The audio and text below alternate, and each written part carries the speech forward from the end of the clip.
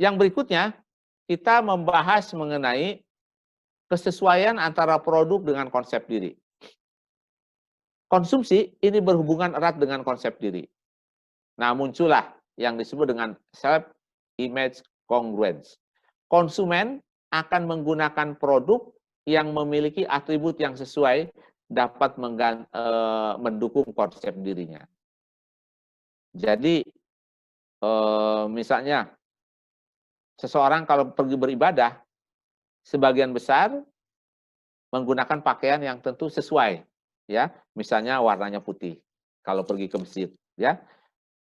Juga kita nampak misalnya warga kita, saudara-saudara kita yang beragama Kristen atau Katolik, kalau hari Minggu pergi ke gereja, dia akan berpakaian sangat rapi, ya. Jarang saya terlihat misalnya teman-teman kita yang beragama Kristen itu berpakaian ala kadarnya. Umumnya mereka rapi.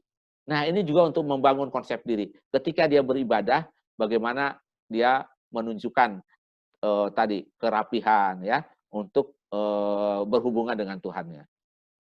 Nah, yang kedua, congruity theory. Teori kesesuaian citra produk dengan konsep diri. Semakin sesuai, maka produk tersebut akan semakin disukai oleh konsumen. Jadi konsumen melihat, ini produk ini cocok nggak untuk saya? Nah, ya. Misalnya ada orang, saya suka dengan warna yang merah marun. Nah, ini akan direfleksikan dengan produk yang ingin dicapainya, ya. Nah, kemudian sex role, identitas seksual, sangat mempengaruhi pembentukan konsep diri seseorang. Jadi tadi ada orang yang ingin terlihat maco, terlihat gagah, maka dia akan menggunakan produk yang tentu juga sesuai. Ya. Nah, berikutnya adalah body rule. Seseorang akan berusaha merawat dan menampilkan dirinya yang ideal, sesuai dengan tuntutan kelompok sosialnya. Ingat, tentara, ya, kelompok tentara itu memiliki konsep diri secara fisik adalah orang yang terawat fisiknya. Banyak orang yang SMA-nya kurus, kecil, begitu dia masuk tentara, 6 bulan kemudian itu punya postur tubuh yang bagus sekali. Nah, karena tadi budayanya itu adalah tadi merawat dan menampilkan dirinya.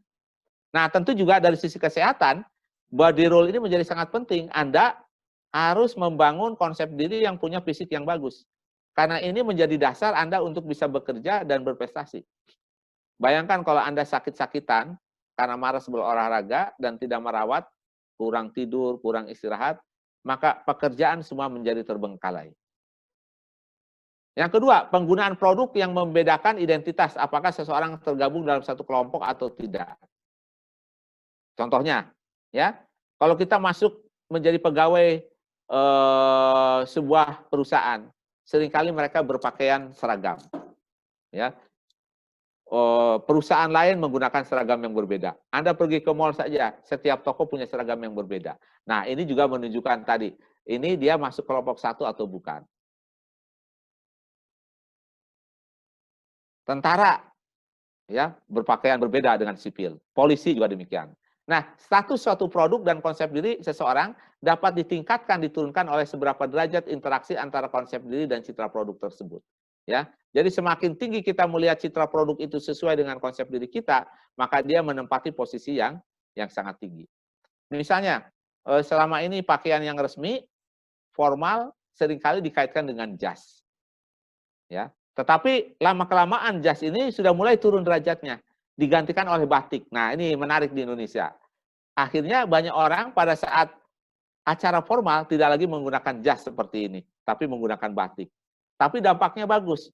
Jadi produksi batik meningkat, permintaan meningkat. Ekonomi rakyat yang berkaitan dengan batik juga meningkat. Ya.